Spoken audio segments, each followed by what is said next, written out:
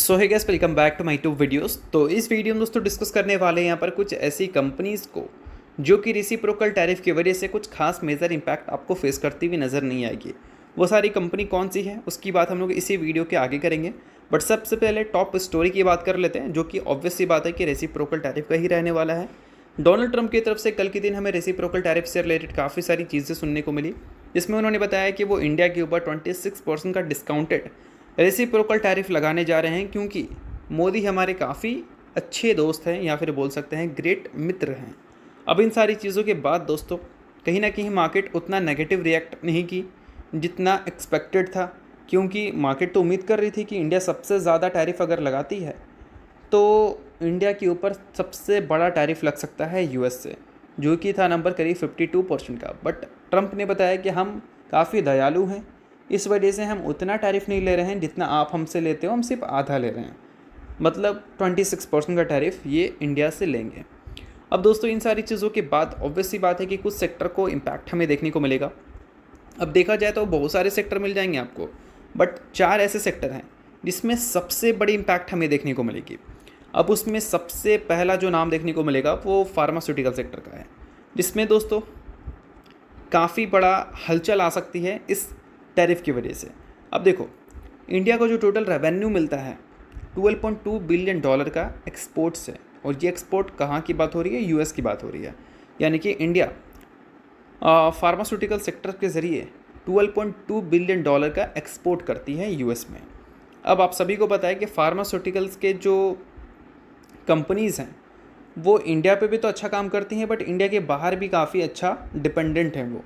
अब इनके जो प्राइजेस हैं वो ऑब्वियस सी बात है कि 26% से बढ़ जाएंगी। तो जो भी यूएस की फार्मास्यूटिकल कंपनीज़ हैं उनके जो प्राइजेस हैं वो ऑब्वियस सी बात है कि हमारे इंडिया के प्राइजेस से कम होनी चाहिए, और ऐसे टाइम पे क्या होगा कि उनके जो डोमेस्टिक प्लेयर हैं उनको फ़ायदा हो सकता है। तो ये जो रेसिप्रोकल टैरिफ की न्यूज़ है वो यूएस के लिए अच्छा भी रह सकता है और ख़राब भी रह सकता है, बट इंडिया के लिए भी दोनों चीज़ें क्रिएट हो सकती हैं। बट इंडिया के लिए ख़राब चीज़ें ज़्यादा पॉसिबल हैं। अब देखो, यूएस अपने ट्रेड सरप्लस को लाना चाहता है, अभी ट्रेड डेफिसिट में है, हम यूएस के साथ ऑलरेडी ट्रेड सरप्लस में है। अब मान लो टैरिफ की वजह से हमारा सामान कम बिके यूएस में, तो ऑब्वियस सी बात है कि हम ट्रेड डेफिसिट में आ सकते हैं, हमारा जो इंपोर्ट है वो ज़्यादा हो सकता है एक्सपोर्ट के कंपैरिजन में। तो इन सारी चीज़ों की वजह से एक बैकलैश हमें मिल सकती है, बट यूएस में डिमांड की इश्यूज़ हो सकती है, जिससे इन्फ्लेशन और रिसेशन दोनों बढ़ने का खतरा रहेगा। अब उसके अलावा दोस्तों अगली कंपनी नहीं, अगली सेक्टर रहेगी ऑटोमोबाइल सेक्टर, जो कि ऑलरेडी हेडविंड सिचुएशन फेस कर रहा है। अब वहाँ पर 26% का टैरिफ ब्लैंकेट लगी है, तो आप सभी को पता है कि उनके डिमांड ऑलरेडी कम है, बट वहाँ पर प्राइजेस अगर बढ़ जाएंगे तो डिमांड और भी ज़्यादा नीचे आ सकता है, और इस वजह से इस सेक्टर को भी इम्पैक्ट होगा। उसके अलावा दोस्तों मैन्युफैक्चरिंग एंड जनरल एक्सपोर्ट वाला सेक्टर है, जो कि आपको फोकस में रहता हुआ दिखेगा इस टैरिफ की वजह से। और लास्ट आईटी सेक्टर, जो कि 50% से भी ज़्यादा रेवेन्यू यूएस से ही जनरेट करता है। अब इस टैरिफ की वजह से आज के दिन आईटी स्टॉक्स में काफ़ी बुरी तरह से गिरावट देखने को मिली थी। तो चलिए, इन सारी चीज़ों को तो डिस्कस हमने कर लिया कि कौन से सेक्टर में कितना इम्पैक्ट हमें देखने को मिलेगा। बट अब बात कर लेते हैं कि कौन से स्टॉक्स ऐसी हैं जिसको कोई खास इम्पैक्ट इन सारी चीज़ों से होने वाली है नहीं। सो अब दोस्तों वीडियो में आगे बढ़ने से पहले बात कर लेते हैं मेरे टेलीग्राम चैनल के बारे में, जिसको अगर आपने अभी तक ज्वाइन नहीं किया है तो उसका लिंक आपको डिस्क्रिप्शन में देखने को मिल जाएगा। लिंक के थ्रू जाकर चैनल को ज्वाइन कर लो। ज्वाइन करने का दोस्तों सबसे बड़ा बेनिफिट ये है कि हमारा चैनल टाइप किया है SEBI registered research analyst mister Kulneet Singh के साथ, जिसका रजिस्ट्रेशन नंबर आप यहाँ पर नोट कर सकते हैं। अब चैनल को ज्वाइन करते हैं तो इनकी जो काफ़ी सारी एक्टिविटीज़ हैं आपको इस चैनल पे देखने को मिलती है, जिसमें ये आपको चार्ट्स वगैरह शेयर करते हैं, जिससे आपको आइडिया लगता है। और उसके अलावा दोस्तों काफ़ी सारी कॉल्स एंड अपडेट्स भी आपको यहाँ पर मिलता है बिल्कुल फ्री ऑफ कॉस्ट। तो इन सारी चीज़ों का बेनिफिट आप ले सकते हैं। अभी रिसेंटली काफ़ी सारी कंपनी का चार्ट्स वगैरह इन्होंने अपडेट किया था, जिसको आप चाहो तो चेकआउट कर सकते हो। और इसके अलावा काफ़ी सारी कंपनी का कॉल्स वगैरह भी इन्होंने दिया था, जिसको भी आप चाहो तो चेकआउट वगैरह कर सकते हो। तो लिंक आपको डिस्क्रिप्शन में देखने को मिल जाएगा। लिंक के थ्रू जाकर चैनल को ज्वाइन करो, सभी चीज़ें आपको बिल्कुल फ्री ऑफ कॉस्ट यहाँ पर मिलती हैं। सो दोस्तों इसमें पहला नाम रहेगा सीडीएसएल का। आप सीडीएसएल के अलावा और भी कंपनी को ले सकते हो जो कि कैपिटल मार्केट से जुड़ी हुई है। अब कैपिटल मार्केट से जितनी भी कंपनी जुड़ी है उनका रेवेन्यू सोर्स सिर्फ और सिर्फ इंडिया ही है, और इंडिया के स्टॉक मार्केट ही हैं। बट हाँ, एक चीज़ है कि रेसिप्रोकल टैरिफ की वजह से मान लो स्टॉक मार्केट में इम्पैक्ट हमें देखने को मिल जाए तो स्टॉक मार्केट के ख़राब परफॉर्मेंस की वजह से इन सारी कंपनी के नंबर में असर आ सकती है। बट रेसिप्रोकल टैरिफ की वजह से डायरेक्ट इम्पैक्ट देखने को नहीं मिलेगा, इनडायरेक्ट इम्पैक्ट देखने को मिल सकती है अगर स्टॉक मार्केट रेसिप्रोकल टैरिफ को दिल से लगा ले। तो इस वजह से CDSL एक ऐसी कंपनी है जो कि रेसिप्रोकल टैरिफ की वजह से कोई भी डायरेक्ट इम्पैक्ट आपको फेस करती हुई नज़र नहीं आएगी, और इसके जो नंबर्स हैं वो भी काफ़ी सही रहते हैं। बट अभी इसका जो वैल्यूशन है वो कंपनी के अपकमिंग नंबर्स के हिसाब से कैसा है उस पर अभी भी एक बड़ा क्वेश्चन मार्क है, क्योंकि अभी जो कंपनी के वैल्यूशन है वो अपने टॉप वैल्यूशन से लगभग 50% नीचे हैं। बट अगर आने वाले क्वार्टर्स के नंबर काफ़ी ख़राब रहते हैं तो वैल्यूशंस और भी टूट सकता है। तो इस वजह से CDSL को एक रिसर्च करके ही देखने की ज़रूरत है। बाकी मैं आपको कोई रिकमेंडेशन नहीं दे रहा हूँ कि खरीदो या बेचो। कहने का मतलब ये है कि CDSL जैसी कंपनी जो कि कैपिटल मार्केट से जुड़ी है उनको कोई भी खास इंपैक्ट होगी नहीं, तो आप चाहो तो इस पर नज़र रख सकते हो, बट हाँ प्लीज़ इसको रिकमेंडेशन की तरह मत लेना। तो चलिए अब अगली कंपनी डिस्कस करते हैं। नाम है दोस्तों पॉलीकैब इंडिया लिमिटेड। अब पॉलीकैब इंडिया का भी ग्रोथ हमें काफ़ी सही देखने को मिलता है। अभी रिसेंटली अडानी और अल्ट्राटेक की वजह से पॉलीकैब इंडिया में एक ज़रूर गिरावट देखने को मिली थी, बट ये जो सारी चीज़ें हैं वो इम्पैक्ट पॉलीकैब इंडिया में अगले 2-3 सालों में ही करने वाली हैं। अभी 2-3 सालों की बात करें, अगले 2-3 सालों की, तो वहाँ पर पॉलीकैब इंडिया को कोई खास इम्पैक्ट देखने को नहीं मिलेगा। उसके बाद देखने को भी मिल सकती है, इनके मार्केट शेयर थोड़े से कम हो सकते हैं। बट अभी अगर हम बात करें पॉलीकैब इंडिया की, तो इनका जो रेवेन्यू आता है, लाइक Q1 FY25 के रेवेन्यू की ही बात करें तो 95% रेवेन्यू कंपनी डोमेस्टिक मार्केट से जनरेट की थी, यानी कि इंडिया से जनरेट की थी। अब मान लो कंपनी 100 करोड़ का रेवेन्यू जनरेट की है, तो उसमें से 5 करोड़ रेवेन्यू सिर्फ इंडिया के बाहर से आया है और 95 करोड़ इंडिया से आया है।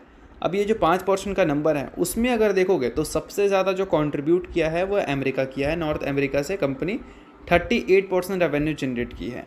मतलब ये FY24 का डेटा है, बट कहने का मतलब ये है कि मेजॉरिटी रेवेन्यू कंपनी इंडिया से जनरेट करती है, जो कि 90% 95% के भी आसपास है। तो इस वजह से अमेरिका में रेसिप्रोकल टैरिफ की जो भी सारी चीज़ें हैं उससे कोई खास इम्पैक्ट पॉलीकैब इंडिया को देखने को नहीं मिलेगा। अब इसके अलावा दोस्तों अगली कंपनी रह सकती है बजाज फाइनेंस।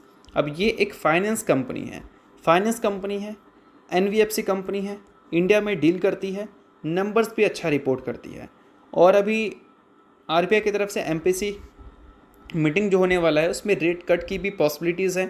तो इससे क्या है कि कंपनी के जो नंबर्स हैं वो और अच्छी हो सकती हैं, क्योंकि लोन सस्ता हो सकता है। तो बजाज फाइनेंस एक फाइनेंस कंपनी है, और जो भी फाइनेंस कंपनी है उसको एक खास इम्पैक्ट हमें इस रेसिप्रोकल टैरिफ की तरफ से देखने को नहीं मिलेगा, क्योंकि उनका बिजनेस हमें US में देखने को नहीं मिलता, वो इंडिया में लोन डिस्ट्रीब्यूट करती है। तो इस वजह से आप इस चीज़ को एक पॉजिटिव साइन की तरह ले सकते हो अगर आप बजाज फाइनेंस के इन्वेस्टर हो। मैं फिर से आपको रिमाइंड कराना चाहूँगा, किसी भी तरह का बाय सेल या होल्ड रिकमेंडेशन नहीं है, सभी चीज़ें सिर्फ एजुकेशन पर्पज़ के लिए हैं। अब फाइनेंस कंपनी की दोस्तों बात कर रहे हैं तो बैंक की भी बात कर लेते हैं, जो कि है ICICI बैंक। अब ये एक प्राइवेट बैंक है। अब दोस्तों प्राइवेट बैंक की हम बात करते हैं तो उनके नंबर्स हमें सरकारी बैंक के कंपैरिजन में अच्छे देखने को मिलते हैं। ICICI बैंक के नंबर्स अगर देखोगे पिछले 1 साल के, तो 19% से रेवेन्यू और 16% से इनके प्रॉफिट्स हमें बढ़ते हुए देखने को मिले हैं। और बाकी बैंक के कंपैरिजन में ICICI बैंक जो है वो काफ़ी कंसिस्टेंट भी रहती है। अगर पिछले 1 साल के रिटर्न्स देखेंगे तो 24% है, 10 साल का CAGR अगर देखोगे तो 16% है, 5 साल का CAGR 36% है, 30 साल का CAGR 21% है। तो इतना बड़ा नाम ज़रूर है, बट कंसिस्टेंसी अभी भी इसमें काफ़ी अच्छी देखने को मिलती है। और सबसे बड़ा प्लेयर ज़रूर ये नहीं है, बट फिर भी अगर देखा जाए नंबर्स के हिसाब से तो बाकी सारे प्लेयर्स को ये काफ़ी ईजिली बीट करती है। लाइक HDFC बात करें तो वो सबसे बड़ा प्राइवेट बैंक है। अब नंबर्स उसका देखोगे Q3 के तो 2% से प्रॉफिट और 9% से सेल्स ग्रो हुए थे। और वही ICICI बैंक के नंबर्स देख लो, काफ़ी इंप्रेसिव दिखेंगे। तो इस वजह से ICICI बैंक जो है वो काफ़ी सारे बड़े बड़े इन्वेस्टर्स की फेवरेट भी होती है। अब इसके अलावा दोस्तों अगली कंपनी है डिक्सन टेक्नोलॉजीज़ लिमिटेड। अब ये एक कॉन्ट्रैक्ट मैन्युफैक्चरिंग कंपनी है, जो कि बोल सकते हैं इलेक्ट्रॉनिक्स कॉन्ट्रैक्ट लेती है, जिसमें मोबाइल फ़ोन्स की मैन्युफैक्चरिंग कंपनी करती है। और उसके अलावा वॉशिंग मशीन्स की बात कर लेते हैं हम, जो बोल सकते हैं कंज्यूमर सेक्टर में जो भी चीज़ें यूज़ होती हैं इलेक्ट्रॉनिक्स से रिलेटेड, उसकी कॉन्ट्रैक्ट मैन्युफैक्चरिंग करती है बड़े बड़े ब्रांड्स के साथ। इनका पार्टनरशिप हमें देखने को मिलता है। तो क्या इसका इम्पैक्ट होगा? तो बिल्कुल भी नहीं। तो देखो दोस्तों, मैं बता देना चाहूँगा, लाइक अगर हम बात करें सैमसंग की, आईफोन की या फिर Xiaomi की, तो वो सारे इंडिया में अपने फ़ोन्स को बेचना चाहते हैं, और इंडिया में जो टैरिफ वगैरह रहती है उससे बचने के लिए वो इंडिया में ही मैन्युफैक्चरिंग करते हैं। तो वो इंडिया में एक अच्छे मार्केट को लेने के लिए ही डिक्सन टेक्नोलॉजी के साथ पार्टनरशिप किए। तो डिक्सन टेक्नोलॉजी का एक तरह से देखा जाए तो कंप्लीट डिपेंडेंसी इंडिया पर ही है, इंडिया के बाहर ही नहीं है। तो इस वजह से डिक्सन टेक्नोलॉजी भी वो कंपनी है जो कि रेसिप्रोकल टैरिफ की वजह से कोई खास इम्पैक्ट फेस करती हुई नज़र नहीं आएगी। तो चलिए दोस्तों, ये सारी कुछ इंपॉर्टेंट अपडेट थी कुछ इंपॉर्टेंट कंपनी से रिलेटेड, जिसकी बात की हमने इस वीडियो में। होप करता हूँ वीडियो आपको अच्छा लगा, वीडियो लाइक कीजिए, परिवार सब्सक्राइब कीजिए। वीडियो के लिए बहुत बहुत शुक्रिया।